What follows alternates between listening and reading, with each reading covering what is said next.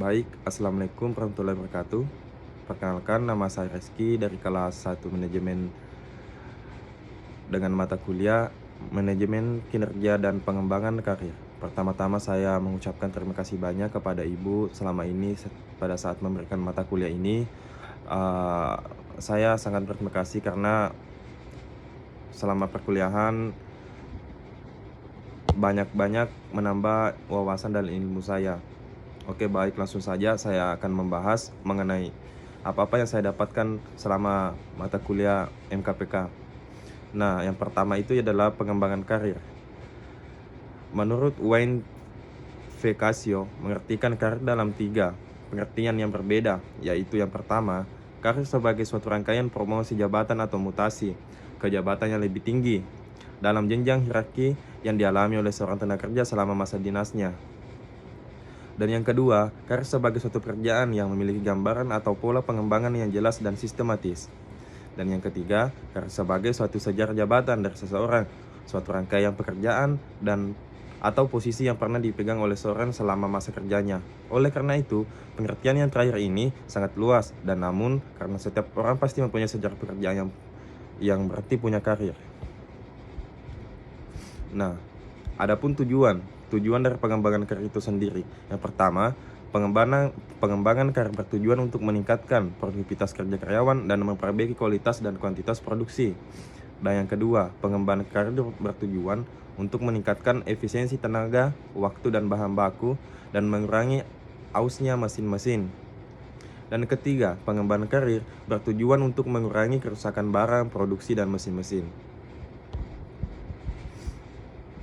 Konsep-konsep dasar perencanaan karir. Yang pertama, karir merupakan seluruh posisi kerja yang dijabat selama siklus kehidupan pekerjaan seseorang. Jenjang karir merupakan model posisi pekerjaan berurutan yang berbentuk karir seseorang. Nah, dari tujuan karir merupakan posisi mendatang yang diupayakan pencapaian oleh seseorang sebagai bagian karirnya. Tujuan-tujuan ini berperan sebagai benchmark sepanjang jenjang karir seseorang. Perencanaan karir merupakan proses di mana kita menyelesaikan tugas ataupun tujuan dan jenjang karir menuju tujuan-tujuan tersebut. Nah, dari pengembangannya, peningkatan pribadi yang dilakukan oleh seorang dalam mencapai rencana karir pribadinya.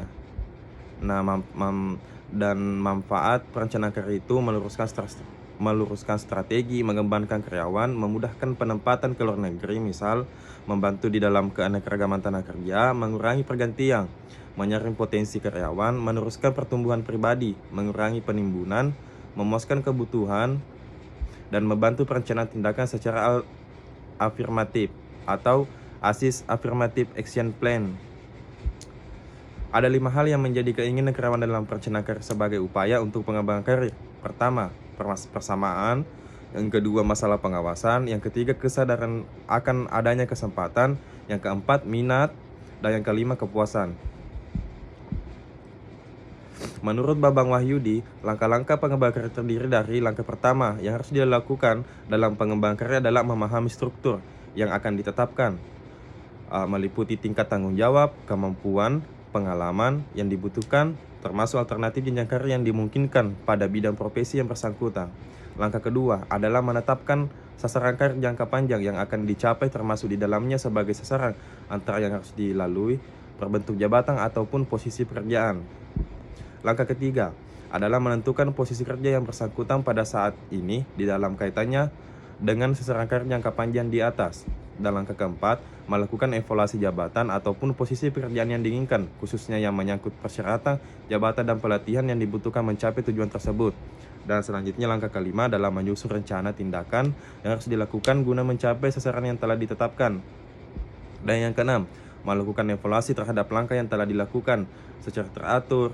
Harus dilakukan pengecekan hasil yang telah dicapai sekarang dengan hasil yang ingin diwujudkan sehingga memungkinkan ditentukannya penyimpangan dari rencana yang terjadi.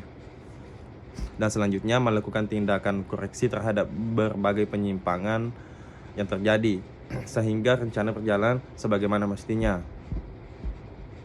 Oke, mungkin cukup sekian yang bisa saya sampaikan. Saya ucapkan terima kasih banyak. Wassalamualaikum warahmatullahi wabarakatuh.